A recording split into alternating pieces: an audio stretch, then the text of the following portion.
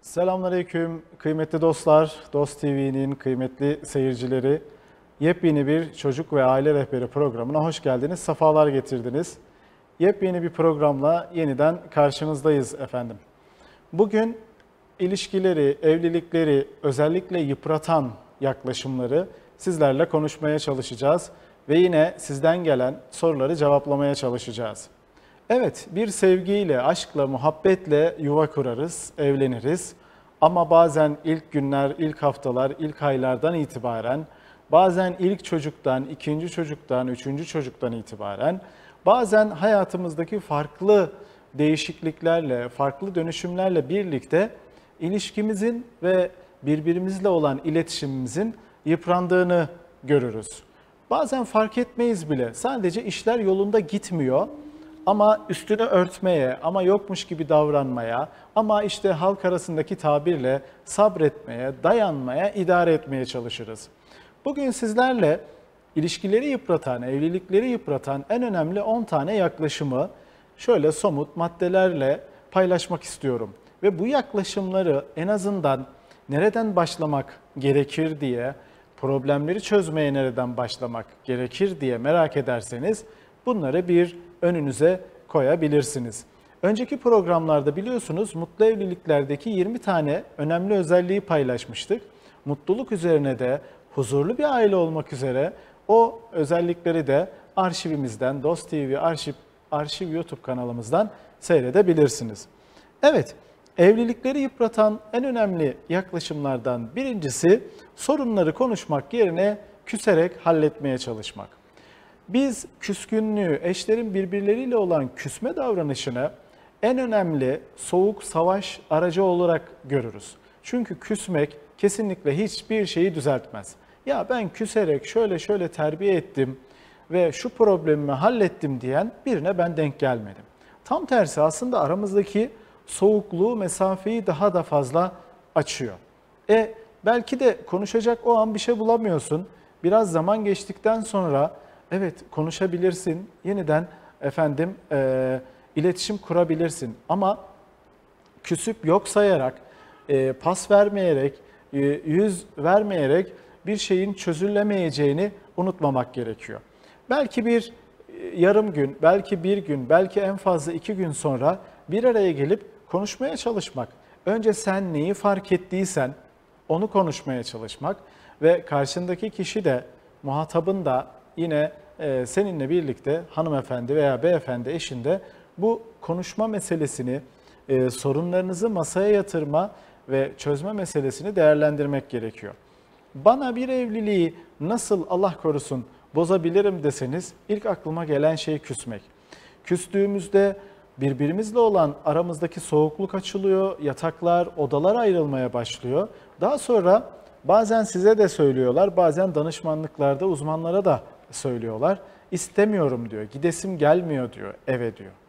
Bazen işte o uyuduktan sonra gidiyorum ve işte mahsus uyuyakalmış gibi salonda, oturma odasında yatıyorum diye taraflar birbirlerine karşı çok ciddi mesafe, ayrılıklar yaşıyorlar. Ve o esnada bu belki bir kere de 2 kere olmuyor ama birkaç zaman sonra, belki birkaç yıl sonra şu fark ediliyor. Eşime karşı hiçbir şey kalmamış. Hiçbir şey kalmadığında, sevgi, muhabbet tükenmeye başladığında danışmanlıklar veya iyileştirme çabaları da bazen maalesef karşılıksız kalabiliyor. İkincisi, eşimizin aile bireylerini kötülemek. Onlara karşı öfke, nefret kusmak.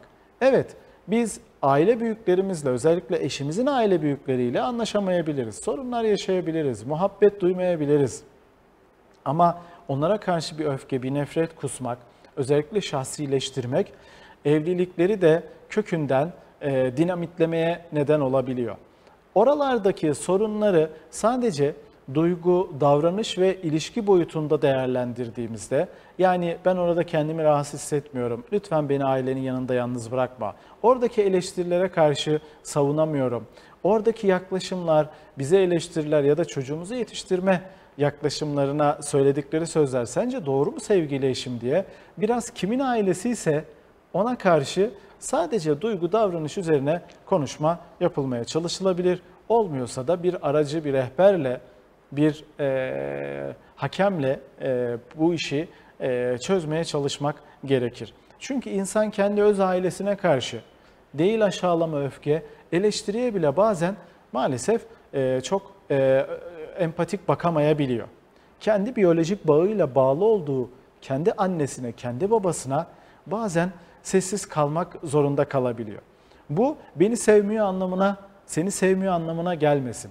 Bir çift danışmanlığında denk gelmiştim. Eşim beni sevmiyor diye hanımefendi şikayette bulunuyordu. Ben beyefendiyi dinlediğimde aslında gayet eşine karşı muhabbeti gözlerinden okunuyordu. Gözleri nemleniyordu eşinden bahsederken. Ama mesela beyefendinin hayır diyememe problemi vardı.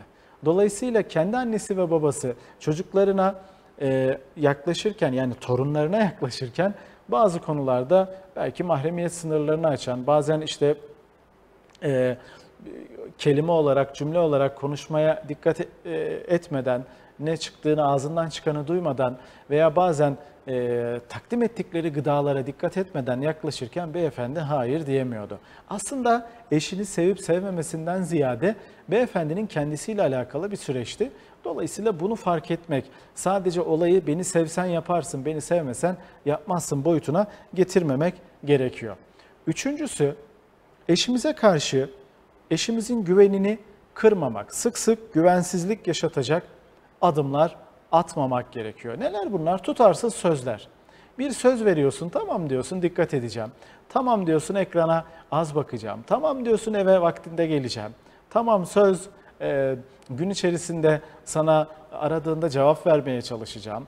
Tamam diyorsun, ne diyorsan artık, ama sonra tutarsızlık ve davranış değişikliği, tutarsızlık devam ediyor, davranış değişikliği meydana gelmiyor. O zaman bizim burada evliliğimizin yıprandığını fark etmen gerekiyor. Yine söz vermene rağmen hala hiçbir şey yok gibi devam etmek. Yani belki de rahatsız olduğun bir davranış var sende. İşte sigara kullanıyorsun, belki rahatsız oluyorum. Bırak bunu diyorum. Tamam söz, şuradan sonra bırakacağım diyorsun ama gerçekleştirmiyorsun. Uygunsuz içeriklere bakıyorsun. Tamam söz, bırakacağım diyorsun ama efendim yerine getirmiyorsun. O zaman ben bu tutarsızlığı bir süre sonra sana karşı güven kaybını, bir süre sonra artık sana karşı fiziksel olarak da, duygusal olarak da, ruhsal olarak da bir mesafe, bir yıpranma olarak göreceğim. Lütfen sözlerine, tutarlı davranışlarına dikkat et sevgili eş, sevgili beyefendi ve hanımefendi. Dördüncüsü, eşinize üzüleceği şakalar yapmamak. Az çok bilirsiniz neyden üzüleceğini, neye kırılacağını, sevdiği şeyleri, yani birbirimizin kaldırabileceği şakalar az çok bellidir. Özellikle beyefendilerde ikinci eş şakaları veya işte kilo şakaları, hanımefendilerde yine eşlerinin herhangi bir görüntüsüyle veya işte kendisine ilgilensin diye yapmaya çalıştığı kıyaslamalar, başka beyefendilerle veya başka işte eşlerin arkadaşlarıyla, arkadaşların eşleriyle daha doğrusu alakalı şakalar ilişkileri yıpratıyor efendim. Bu şakaların bazıları gerçekten insana fiziksel şiddetten daha ağır izler bırakabiliyor. Ağzımızdan çıkanı kulağımız duyması, yaptığımız şakanın nereye vardığını görmemiz gerekiyor. Yani sen ne anlarsın? Senden anne mi olur? Senden baba mı olur? Ya ama ben onun şakasına diyorum hocam. Değil. Bunlara karşı dikkatli olmak. Bunlar da evliliği yıpratan sebeplerden oluyor. Beşincisi aşırı savunmalar. Bir konuşma esnasında tartışma yok, kavga gürültü olmasa bile bir konuşma esnasında illa bu böyle olacak diye aşırı savunmacı, ille de haklı çıkma çabaları ilişkileri ve evlilikleri yıpratıyor efendim. Bazen bilseniz de sessiz kalmanız, bazen onun da dediğinin olmasını müsaade etmeniz ilişkide bir denge meydana getiriyor. Mutlak doğru eyvallah ama sana bana göre değişen doğrularda birbirimize karşı esnek olmak gerekiyor. Kesin farz, kesin doğru olan durumlarda tabii ki kararlı olmak. Elbette bu konuda ben geri adım atın, esnetin demiyorum. Ama bazı noktalar var ki bir meydan muharebesine dönüyor. Efendim sakin kalamıyor taraflar ve bu da duygularını hissettirmeyen, savaşma ve sanki bir çatışma hissettiren duruma çeviriyor. Ve biz bir tarafa yığılıp kalıyoruz iki taraf olarak. Yani hanımefendi ya da beyefendi yoruluyor. Çözüm var mı? Yok. Bazen durmak gerekiyor, yavaşlamak gerekiyor. Bildiğini bildirmemek gerekiyor, susmak gerekiyor efendim. Konuşmaktan daha etkili bir, kendini haklı çıkarmaktan daha etkili bir hamle. Sonra susmanın keyfini yaşamak gerekiyor. Bazen konuşmaktan daha keyiflidir susmak. İyi ki cevap vermemişim, iyi ki söylememişim. Şeytan belki dürtüyor. Bazen efendim bilinçaltında farkında olmadığın kalıp yargıların, ön yargıların dürtebiliyor. Olayı daha dengeli değerlendirmek. Burada hiç konuşma değil, daha sonra yeniden tabii ki biraz daha duygular dengelenmeye başlayınca konuşulabilir. Altıncısı, eşin bir şey anlatırken onun abarttığını düşünme, anlamaya çalış. Ya abartma ya, sen de çok abartıyorsun ya. Ya of, konuyu nereden nereye getirdin diye. Bazen böyle, bazen de oralı bile olmuyorsun. Bazen oralı bile olmuyorsun. Telefonuna meşgulsün. Hep bir şeylere bakarak anlat dinliyor diye aslında kimsenin dinlediği yok. Bazen insan eşine karşı bunu yapması en ağır hakaret, en ağır aşağılamadan daha ağır duygular hissettirebiliyor. Böyle durumlarda zaten kimse kimseyi anlayamaz.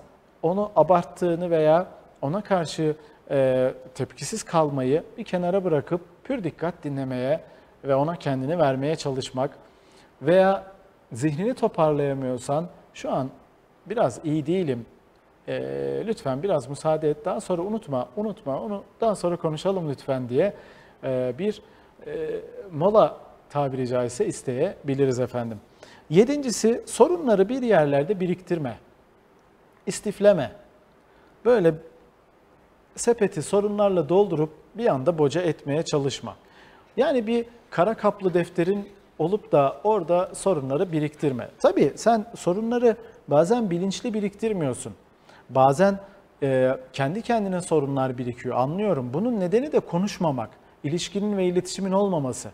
İletişim olmadığı zaman sorunları nerede konuşacağız? Tabii ki birikecek. Hiç öyle hanımefendiler bunu çok biriktiriyor demeyelim. Beyefendiler de maşallah bir başlıyorlar nerelerden alıp konuyu getiriyorlar.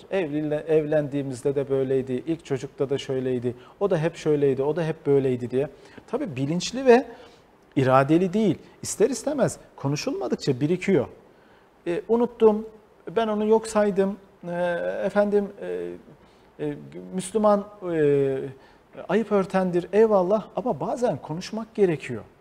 Paylaşmak gerekiyor. Yani içimde böyle bir rahatsızlık var. Farkında mısın? Ve bu rahatsızlık belki benim kendimle de alakalıdır ama haberin olsun diye paylaşmak gerekiyor. Şeytan boş durmuyor.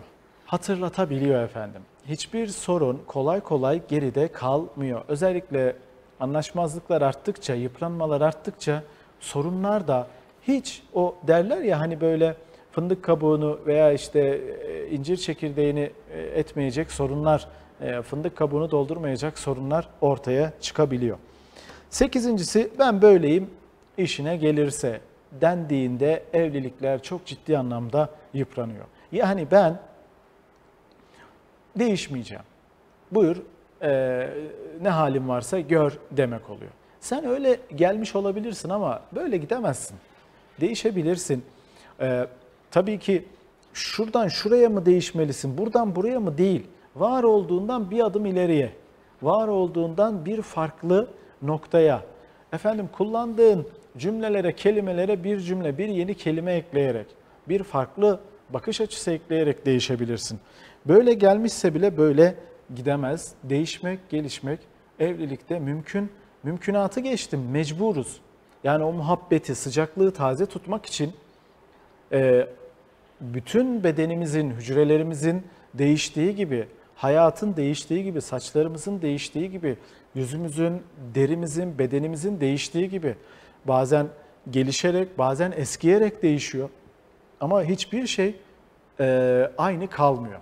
20 yıllık evlisin, ben böyleyim, 20 yıl önce de böyleydim, sen benden ne istiyorsun diyorsun ama 20 yıldır o kadar çok şey değişti ki, bak kilo aldın veya kilo verdin, bak ısınma sistemi değişti, konuşma sistemi değişti, görüntü sistemi değişti, teknoloji değişti, her şey değişiyor. Dolayısıyla sen de ilişkinde ve evliliğinde heyecan, tat, muhabbet katmak için değişmelisin. Değişmeyen tek şey değişimin kendisidir derler. Bunu unutmamak gerekiyor. Dokuzuncusu, eşini bir başkasıyla kıyaslama. Onu bir başkasına şikayet etme. Onu başka bir erkekle veya bir başka kadınla karşılaştırma. Sen de kadın mısın ya? Yoldan birisi geçse onunla evlensem. Sen de erkek misin ya? İşte sen baba mısın ya diye birbirinizi tahkir edici ne yapmaya çalışıyorsun? İşte onu kendine getirmeye çalışıyorum. Gelmiyor. Yıpranıyor. Gelmiyor. Yani belki yarın o bir gün unutulmuş gibi oluyor ama başka bir sorun da yeniden önünüze geliyor. Yanlış bir, eğik bir cetvelden doğru bir çizgi çıkmaz diye atalarımızın bir lafı var. Sen hala doğuya doğru giderek batıya ulaşamazsın. İşte kuzeye doğru giderek güneye ulaşamazsın. Yani nereye doğru ulaşmak istiyorsan yönünü oraya çevirmen lazım. Düzeltmek istiyorsan düzeltmeye, bozmak istiyorsan kıyasla, aşağıla, küçümse, efendim küs, efendim ona alay et, dalga geç, beğenme, eleştir, Allah korusun. Bunlar bir silahla efendim mermi atmaktan, bir aletle vurmaktan daha ağır, yıpratır, insanın psikolojik dengesini bozar. Dolayısıyla sorunlarını sadece ihtiyaç olarak ifade edebilirsin kıyaslamadan. Ben rica etsem bu akşam yemekte bir tatlı yapar mısın sevgili eşim dediğimde yapılacaksa zaten yapılır. Ama falancanın eşi var ya 3 çeşit yemek yapıyor, 2 çeşit de tatlı yapıyor. Ya sen bir tatlı yapmıyorsun demek inciticidir. Veya hafta sonu birlikte bir pikniğe gidelim mi? Akşam geldiğinde bir yürüyüşe çıkalım mı sevgili beyefendi eşim demek güzeldir. Ama falancanın eşi var ya her hafta sonu çocuklarını, hanımını işte pikniğe götürüyor, geziye götürüyor, işte dışarı çıkarıyor demekten, o kıyaslamayı yapmaktan daha sağlıklı benim ihtiyacımı kendi eylemimle, kendi kişiliğimle ifade etmem. Belki böyle büyümüş olabiliriz, belki böyle yetiştirilmiş olabiliriz ama kıyaslamak, aşağılamak veya kendini kötü hissettirerek yola çıkmak veya çözüm bulaşmaya çalışmak tam tersi karşımızdaki muhatabı, bu eşimiz, bu çocuğumuz da olabilir. İşte ders çalıştırırken biriyle kıyaslamak, efendim bir davranış öğretirken birini hep böyle ona bak ne kadar iyi yapıyor sen yapamıyorsun falan demek ister istemez onda ya duyarsızlığa ya edilgenlik dediğimiz her önüne gelene yaranmak için davranış sergilemeye neden olabiliyor. Son olarak 10'uncusu sorunlu sensin, sen değiş, sen değişsen sorun olmaz şeklinde yaklaşmak. Ne konuşuyoruz biz? Evlilikleri, ilişkileri yıpratan yaklaşımları konuşuyoruz. Bak 9 tane saydık ve 10'uncudayız. En tehlikelilerden birisi sen değiş, sorunlu sensin, sen değişirsen sorun kalmaz. Evet, o değişirse sorun kalmaz, o biliyor zaten. Ben değişirsem eşim değişecek biliyor. Ya düzelecek eşim değişecek ya da o gidecek başkası eşim olacak. Ama sen de değişmen lazım. Sen en azından benim yapabileceğim bir şey var mı demen lazım. Bazen o kadar farkındalığı güzel insanlara denk geliyorum ki evet haklılar, eşleriyle alakalı sıkıntıları var. Ama onlara da en azından eşinize eşlik edin, elinden tutun, koluna girin diyorum. Doğru, haklısın, çok güzel tespit ediyorsun. İhtiyaçlarım var, duygusal ihtiyaçlarım var diyorsun. Sohbet etmeye ihtiyacım var diyorsun. Vakit ayrılmaya ihtiyacım var diyorsun. Sorunlarımızı çözecek farkındalığı olmasa bile beni dinlemesine ihtiyacım var hocam diyorsun. Anlıyorum. Çok güzel tespitler ama çözüm içinde koluna girmen, ona elinden tutman, birlikte hareket etmen gerekiyor. O yüzden şunu unutmamak gerekiyor ki eşimiz bizi değiştirecek, yani mutlak değiştirecek kişi değil. Biz %1 de olsa, %99 da olsa sorumluluk almamız gerekiyor. Sorunlarımızla yüzleşmemiz gerekiyor.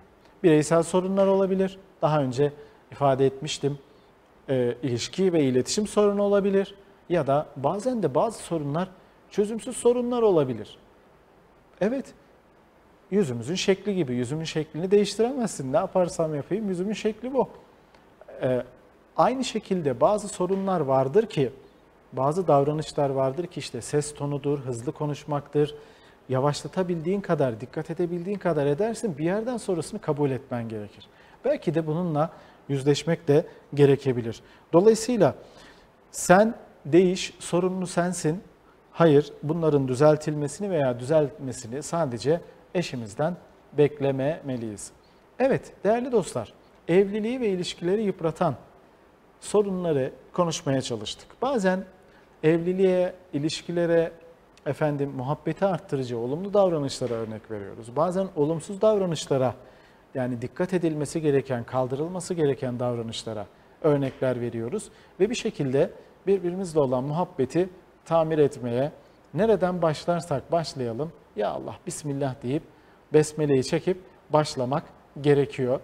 Niyet ettiğim Allah rızası için hayırlı bir eş ve geniş ruhlu bir baba olmaya, bir anne olmaya diyerek niyetimizi edip başlayacağız. Göreceksiniz ki dikkat etmeye başladıkça ufak ufak değişimler olacak. Zamanla daha da güzel noktalara gelecek. Kaç yaşındasınız? Allah nasıl bir ömür tayin etti bilmiyoruz ama kalan ömrünüz evvelinizden daha hayırlı olur inşallah. Şimdi isterseniz sizlerden gelen sorulara bir de bakalım. Çünkü sorularla birlikte programın biraz daha niteliği, biraz daha içeriği gelişiyor. Burada tabii çocuk ve aile rehberi@gmail.com adresinden göndermiş olduğunuz sorular ya da sosyal medya hesabım üzerinden bana sormuş olduğunuz soruları sırasıyla veya daha önce cevaplandırılmamışlara özellikle dikkat etmeye çalışarak cevaplandırmaya çalışıyorum. Burada herhangi bir konudan ziyade özellikle somut önerilerde bulunabileceğimiz soruları ele alıyoruz. Birinci sorumuz Eda Hanım diyor ki 2,5 yaşında kız çocuğu banyo yapmaktan sürekli korkuyor ve istemiyor. Bu normal mi? Nasıl banyo yapmayı ve yaptırmayı sevebilirim? Evet, 2 yaşından sonra çocuklarda öyle 1,5-2 yaştan sonra bazen dikkat edilmezse doğduğundan beri suyla alakalı bir antipatik şikayet veya bir mesafe görebiliyoruz. Niye? Çünkü çocuk başından aşağı dökülen suyu nefessiz kalacak gibi, o nefesini kesecek gibi hissediyor. Yaparken bir anda korkuyor ve o korku bir süre sonra tamamen suya karşı mesafe oluşturmasına neden olabiliyor. Ya da banyo ortamının büyüklüğü, genişliği, kocaman bir duşakabinin içerisinde olmak, oraya bir de hiç olmadığı kadar yani çırılçıplak ya da işte üstünde iç çamaşırıyla veya şortuyla girmek onu ister istemez biraz tedirgin edebiliyor. Bu sebeple korkuyu bir kere birinci madde banyo korkusu kaç yaşında olursa olsun çocuğumuz zorla, baskıyla, sıkıştırarak aşmaya çalışmamak lazım. Bazen üstüne şaldır şuldur su döküyoruz, alışsın etsin, işte ittiriyoruz, sıkıyoruz. Hayır, bununla daha travmatik boyutlara çıkarabiliriz. Tabii ki bu ömür boyu bir daha banyo yapmaz travması değil. Allah korusun yalnız kalmama, tek başına uykuya geçememe, kapalı alan fobisi, veya insanlarla etkileşim kuramama, kaygı yüksekliği, anormal kaygı yüksekliği gibi bir şeylere neden olabilir. Biz biliyoruz ki psikolojide örnek veriyorum köpekten korkuyorsak geçmişte bizi köpek illa kovalamıştır. Elmadan tiksiniyorsak veya limondan negatif etkileniyorsak geçmişte elma ile ya da limonla alakalı bir anormal bir şey yaşamışızdır. Biri kafamıza elma veya limon atmıştır gibi bir şey bakamıyoruz. Bakmamalıyız. Bazen bir ani araç frenlemesi de başka bir alakasız şeyle, bazen bir trafik kazası da başka alakasız bir kaygıyı ve korkuyu uyandırabilir. Dolayısıyla banyo yaptırırken çocukları bir zorla banyoya sokmuyoruz. Banyo sadece temizlenme alanı değil, rahatlama, gevşeme, bir nevi terapi alanı. O yüzden biraz daha yavaş, biraz daha oynatarak, şöyle 10 dakika, 15 dakika, 20 dakika ya mümkünse şöyle yarım saat 45 dakika çocuk suyla bir oynamasına müsaade etmek. Evet etraf dağılabilir, ıslanabilir. Biraz geniş olmak gerekiyor. İkincisi, üçüncüsü suyun sıcaklığı bazen çocuğu rahatsız edebiliyor. Bana göre, sana göre su sıcak olmayabilir ama baktığın zaman çocuk rahatsız olduğu bir su sıcaklığına saygı göstermek, dikkat etmek gerekiyor. Bir başka şey, çocuklar farklı ve özel. Bazılarının kaygıları da çok yüksek olabiliyor. Aynı yaklaşıyorum hocam. Üst üste bunlar 1,5-2 yaş bile fark yok. Büyükte bir sorun yok, küçükte sorun var. Küçükte bakın hiçbir sorun yok, büyükte bir sorun var. Evet, burada hazır bulunuşluğa dikkat etmek. İkisi aynı değil. Hani hastalandığımız zaman bir kavramla karşılaşırız ya, bağışıklık güçlü mü, zayıf mı? Aynı şekilde pedagojik ve psikolojik de bir kavram var. Bu da bağışıklık kadar önemli. Bu da hazır bulunuşluk kavramı oluyor. Yani onun yatkınlığı, onun korkuya yatkınlığı veya daha girişken ve daha diri olması, bunlar hep doğuştan gelen temel özellikler. Senin yaptığın bir hata, senin oluşturduğun bir neden değil, merak etme. Sadece senin saygı duyman ve ona eşlik etmen gerekiyor. Bir diğeri de banyodan korkan çocuğu başka şeyle korkutmak veya onunla kıyaslamak bir şeyi çözmüyor. Sabırlı, anlayışlı olmak ve sakin bir tutumla onun alışmasını beklemek gerekiyor. Mümkünse bu korkunun başlangıç noktası genelde baş yıkama, yüz yıkamayla ortaya çıkıyor. Bunu en sona bırakarak çocuk suyla oynamayı sevdikten sonra ona vücudunu yıkayıp en son başını yıkayarak, yani çok da böyle mükemmelliyetçi yaklaşmadan 3 kere değil belki bir kere yıkayarak veya 5 su değil 3 maşrafa su dökerek bu süreci yönetmek gerekiyor. Bu konularda çok kaygılı ebeveynlerle karşılaşıyorum. O yüzden böyle dakikalardır biraz da somutlaştırmaya çalıştım. Böyle atlamadan birkaç maddeyi sıralamak istedim. Çok soru gelebiliyor. Kendi çocuğum da dahil, çocuklarım da dahil hep böyle banyoya karşı bir mesafelerini hissettim. Banyoya karşı mesafesi dönem dönem çocukların olabiliyor. Başına su dökmekten korkan çocuğumuzun bazen kendi kendine oynarken alıp maşrafıyı başından aşağı su döktüğünü görebiliyoruz. Rahatladığı zaman merak etmeyin. Temizlenmek fıtri bir ihtiyaç, su fıtri bir ihtiyaç ve rahatlatıcı. Hiçbir şekilde geleceğe bir kaygı ve sorun kalmadan inşallah atlatılacaktır. İkinci soru Hülya Hanım'ın, 2 yaş bebek kaçta uyumalı veya kaçta uyanmalı ve kaçta uyanmalı? Şimdi 2 yaş, ortalama 24 aylık bebek, tıpta yani pediatrinin tıbbi tavsiyesi 10-11 saat istirahat etmesi. Varsa mümkünse günlük 2-2,5 saat öğlen uykuları. Ama burada bunu pratiğe geçirebilmek için, bugün zannedersem yine vardı ya da sık sık o soru da geliyor. Çocuklara uyku eğitimi kaç yaşında başlamalı, uyku eğitimi nasıl verilmeli diye. Uyku düzeninin de sağlanması için mümkünse sabah erkenden güne başlamak gerekiyor. Şöyle 07 gibi, 06, 07, en geç 08 güne başladığımızda günün bereketiyle birlikte çocuğun yorulması, oynaması, vakit geçirmesi öğlen bir uyku istirahatine ihtiyaç duyabiliyor. Bazen duymayabiliyor. İlla 24 aylık çocuk uyumalıdır demeyeyim, böyle takıntılı bir davranışa girmeyelim. Bizim için önemli olan büyüme hormonlarının salgılandığı 06, 08 arası, 07 arasındaki uyku. 07 ama özellikle 22'den sonra 06'ya kadar, 05-06'ya kadar gece yarısı dediğimiz dönemde çocuğun büyüme hormonlarının daha çok salgılandığı ifade ediliyor. Eğer sen öğle uykusuna yatırdığında, diyelim ki yatırdın 14'te, kalktı 17'de, gece 1'e 2'ye kadar duruyor. Bir daha gözlemliyorsun ki öğlen uykusu biraz gece uykusunu öteliyor. O zaman öğle uykusunu 24 aylık da olsa çekebiliriz. Önemli olan o 21'den sonra, 07'de kalktıktan sonra, 20-21'den sonra istirahate çekilmesi. 10-11 saat hem büyümesi hem zihinsel olgunluğunun gerçekleşmesi, işte yaşama karşı motivasyonun olması, hani mızmızlıklar falan deriz ya, bunları hafifletmek için de, çünkü bu bir homeostatik denge. Uyku uyumadığında siz de öyle, ben de öyle. Her gün diyelim 4'er saat uykuyla kalkıyorum. Dayanamam ki, fıtri olarak benim en az 7 saat, 6-8 saat arası yetişkinlerde uyku şart. Çok özel bir durum vardır.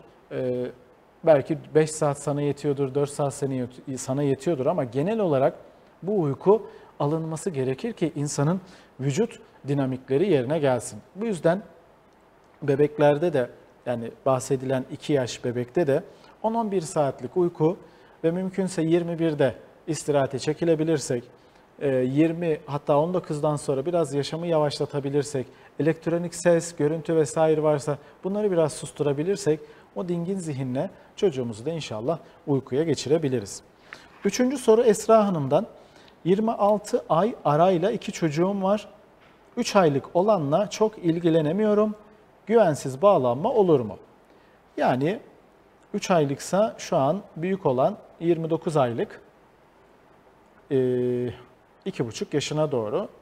Evet, yaş aralığı çok kısa olduğunda bazı dönemsel özellikleri üst üste geliyor. Şimdi o 29 aylık belki 20 aylıktan itibaren anne 20, 18, 17, 18, 19 aylıktan itibaren bir gebelik süreci yaşadı. İster istemez o dönemde de annemizin bulantıları ve halsizlikleri meydana geliyor haliyle. Dolayısıyla çocukla ilgilenmesi kolay olmuyor.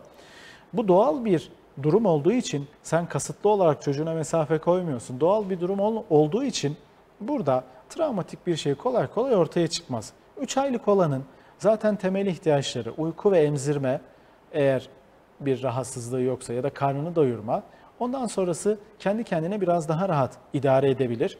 Eğer ki özel olarak bir fiziksel rahatsızlığı yoksa sen geri kalan bütün zamanını büyükle geçirebilirsin sevgili anne.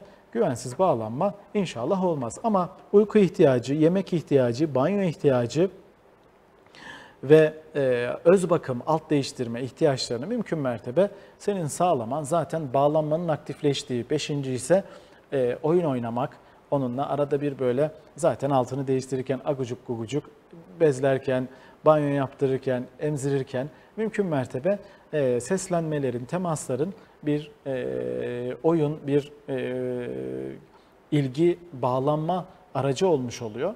Burada bunu gerçekleştirdikten sonra onu yatağına veya yatağınızın üstüne bırakıp büyükle hemhal olabilirsiniz.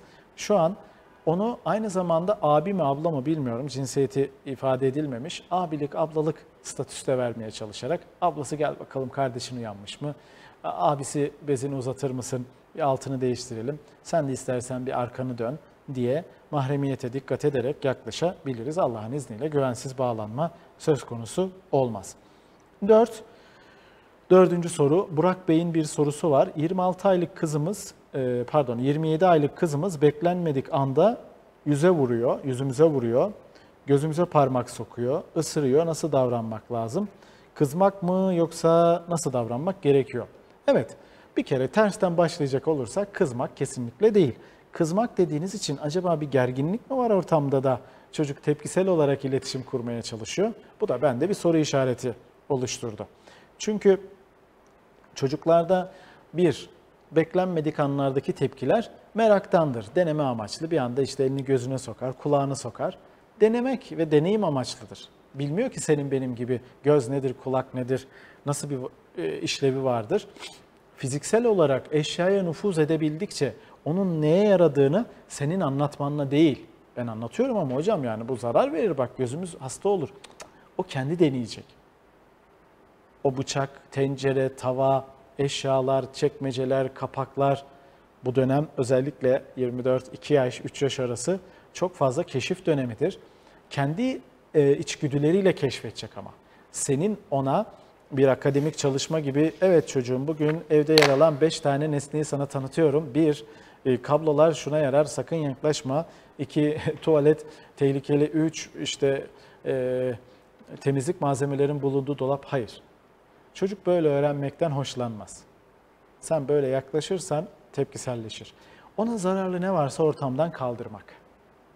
Ona tehlikeli arz edebilecek ne varsa ortamdan kaldırmak ya da bir yere toplayıp güvenlik altına almak.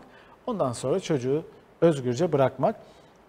Yüze vurmayla ne alakası var? Çocuk özgürce eşyaya nüfuz edebilirse tepkiselliği ve içinden gelen o davranışları, dürtüleri de zayıflamaya, yavaşlamaya başlar. Anlaşıldığını hisseder ve bunu sürdürmez. Gözünüze parmak sokması ya da sizi ısırması bundan kaynaklı olabilir, merakından kaynaklı olabilir. ya da efendim sizin durdurmanız, engellemeniz bu davranışa itiyor olabilir. Anneler bilirler, emzirmenin son dönemlerinde bazen çocuklar işte emzirme bittikten sonra işte omuzunuza falan aldığınızda tutar omuzlarınızı ısırmaya kalkarlar, kollarınızı ısırırlar. Bunlar işte diş kaşımaya girer, dişin ne işe yaradığını anlamaya girer. Bazen bu babalara da olabilir. Ve biz burada mümkün mertebe dayanmaya veya canım acıyor diye elimizi çekmeye, ona tepki ve bir mesafe koymadan bu süreci sağlıklı bir şekilde atlatmaya çalışırız. Çok güzel dönemler, 2 yaş, 3 yaş, 1,5 yaş çok da hızlı geçiyor. İnşallah geriye dönük bunları böyle güzel hatıra olarak anacaksınız, hatırlayacaksınız Burak Bey. Evet, değerli dostlar, Çocuk ve Aile Rehberi programındasınız. Bugün sizlerle evliliği yıpratan konuları konuştuk ve özellikle 10 tane evliliği, ilişkiyi yıpratan konudan, başlıktan bahsettik. Şimdi evlilik, aile ve çocuk eğitimi üzerine sizden gelen soruları cevaplıyoruz. Çocuk ve Aile Rehberi gmail.com adresine gelen soruları cevaplıyoruz. Ve 5. sorudayız. Hatice Hanım'ın sorusu. Erkekler neden eşine her şeyi söylemeyi, yapmayı kendilerine hak olarak görürler ki hocam diyor. Böyle ya yarım kalmış ya da böyle bir sitem olmuş. Evet, insanın kendine bir şeyi hak görmesi bazen özellikle beyefendiler özelinde sorduğunuz için oradan cevap vereyim. Hepsi aynı değildir bir kere, hepsi aynı değildir ama bazen biz erkekler, beyefendiler zannediyorum şu kavamlığı biraz krallık, despotluk gibi zannediyoruz. Tabirimden dolayı affınıza sığınıyorum. Bazen her dediğim olmalı, ayağımı yere vurduğumda herkes susmalı gibi algılıyoruz. Yani manevi olarak da baksak, böyle bir peygamber sallallahu aleyhi ve sellem yok. Psikolojik olarak da baksak, böyle bir durum yok. Sorumluluklarımıza baktığımızda, evet tam da bu aslında. Bizim kavramlığımız beyefendi olarak eşittir sorumluluğumuz demek. Kolay bir şey değil. Biz o kolayı, zorluğu kolaya kaçarak sanki böyle bir ayağımı yere vurayım, dediğim dedik olsun. İşte hanımın üstüne laf söylemem illa gerekiyor. Erkeğin üstüne laf söylenmiyor gibi bir şey mi algılıyoruz bilmiyorum ama çoğunlukla benim karşılaştığım yetiştirilme tarzımızdan kaynaklı olabiliyor.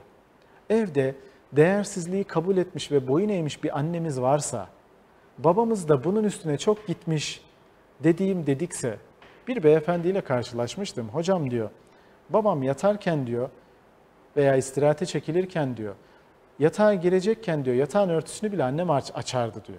Hanım diye seslenir, gelirdi annem diyor, işte yatağı açmamışsın derdi diyor. Böyle şahit olurdum zaman zaman. Yatak her şey hazır, örtüsünü annem kaldırmamış. Annem kaldırır, babam içine girer, annem üstünü örterdi diyor. Sadece işte çöp dolmuş, işte yemek hazır değil, mutfak dağınık, oda dağılmış gel diye talimat verirdi diyor. Ben de diyor ister istemez böyle zannettim diyor. Yine yakınlarda bir beyefendi söylüyordu. Hocam bizde sorunlar, anam, babam, ailem tartıştığı zaman sabah olunca herkes unutmuş gibi yapardı diyor. Ben de unutmuş gibi yapıyorum diyor ama hanım unutmuyor diyor. Unutmuş gibi yaparak unutulmuyor. İnsan sorunlarını ya içselleştiriyor ya dışsallaştırıyor. İçselleştirdiğinde sağlığı yıpranıyor, organları yıpranıyor. Her şeyi etkilenebiliyor. Değerleri etkilenebiliyor. Yani manevi değerlerden bahsetmiyorum. Şu kan değerlerinden bahsediyorum. Bunlar etkilenebiliyor.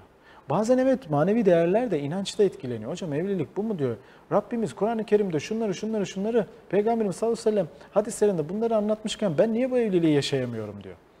Evet biz bazen yetiştirilme tarzımızdan kaynaklı bu davranışları sergileyebiliyoruz. Bazen farkındalığımız düşük oluyor. Bilmiyoruz. Bilmediğim bir dili de konuşamıyorum. Bazen bencil olabiliyoruz. İşte bu kavramlığı yanlış anladığımızdan kaynaklı ve bazen sınır koymak isterken aşırıya kaçabiliyoruz. Evet, erkeğin sınır koyması kadının sınır koymasından daha önemlidir. Ailedeki sınırlar, ana kırmızı çizgiler veya ailedeki sorunlara erkeğin sahip çıkıp teselli etmesi kadından daha önemlidir. Yani merak etme geçecek diye erkeğin söylemesiyle merak etme geçecek diye kadının söylemesi aynı değildir. Mesela çocuk üzerinde. Çocuk erkeği yani babayı daha güvenli hisseder bu anlamda.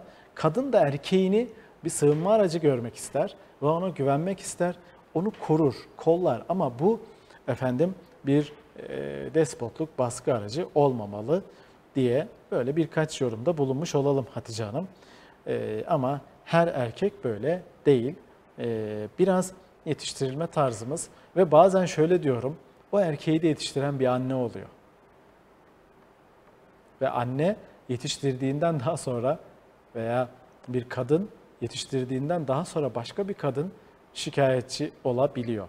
Bazı annelerimiz var, eşlerine yardım eden oğlan çocuklarına sen diyor eşine çok hizmet ediyorsun, durdurmaya çalışıyor. Ama daha sonra kendi eşinden destek alamadığı için de şikayetçi oluyor.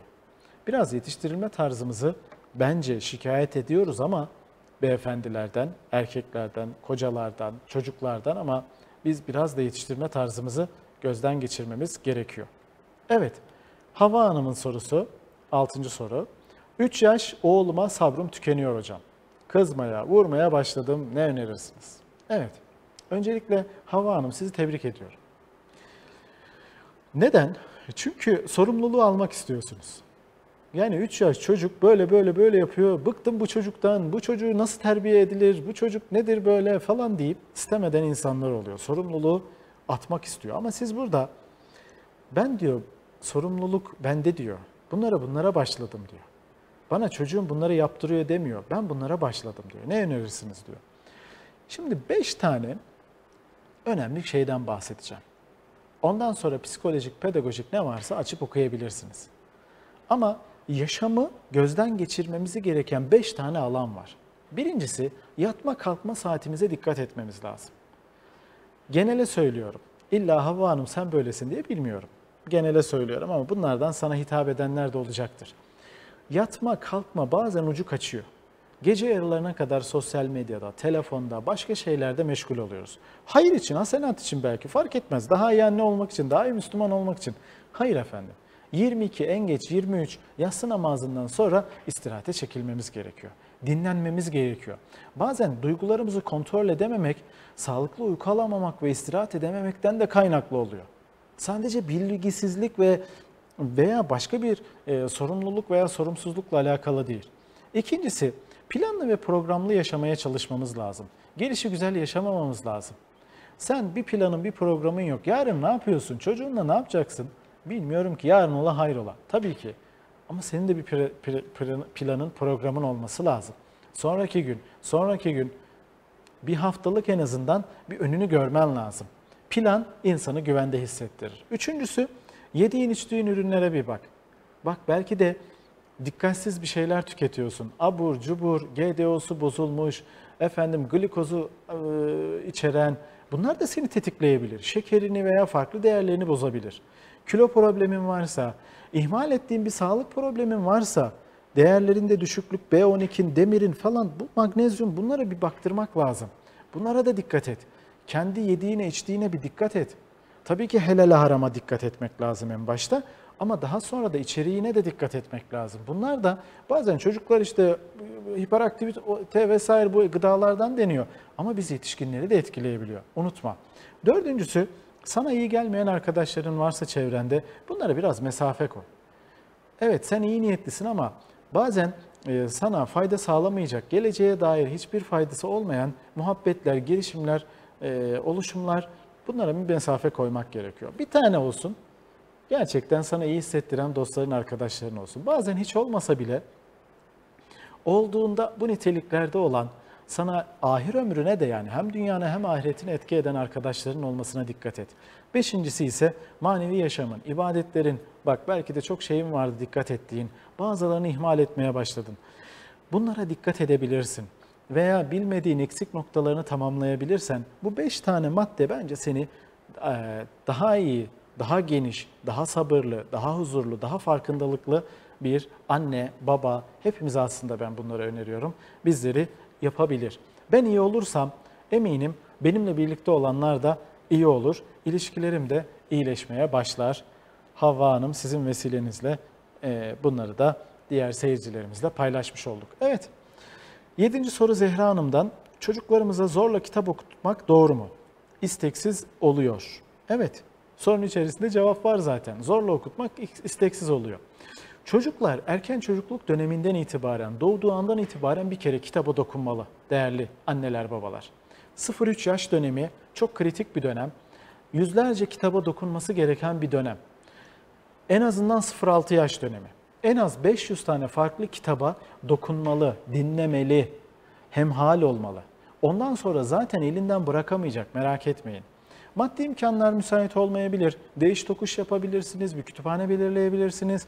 Bir kitapçıya gidip birkaç tane böyle 10-15 tane bir masaya koyup okuyup ayıp olmasın diye bir tanesini de satın alabilirsiniz. Dolayısıyla yavaş yavaş 0-6 yaş döneminde bir kütüphanemiz olmalı. Bak evinde senin kütüphanen bile yok.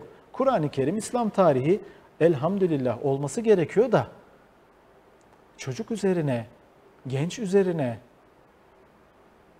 erken çocukluk üzerine hikayeler, masallar bunlar yok olması gerekiyor.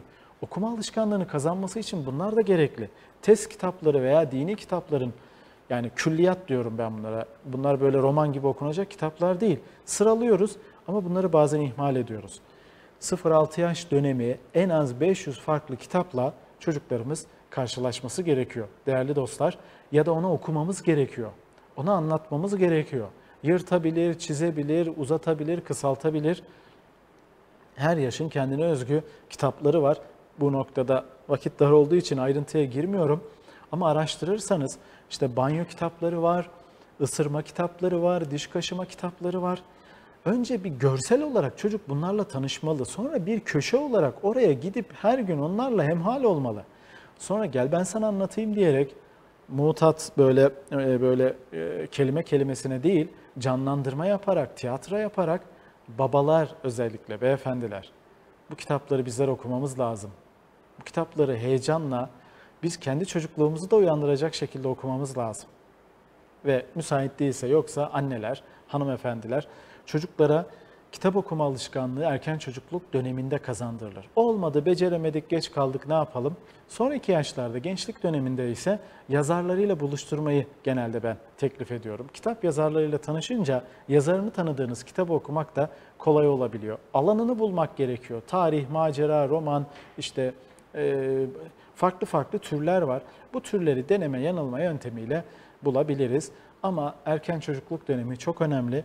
Bu dönemi bu şekilde geçirmemiz gerekiyor. Evet, değerli dostlar, bugünkü programımızın da sonuna geldik. Umarım sizleri yormamışızdır. Umarım vaktinizi zayi etmemişizdir. Bizden bu kadar. İnşallah yepyeni bir Çocuk ve Aile Rehberi programında tekrar sizlerle buluşmak, görüşmek dileğiyle. Allah'a emanet olun efendim.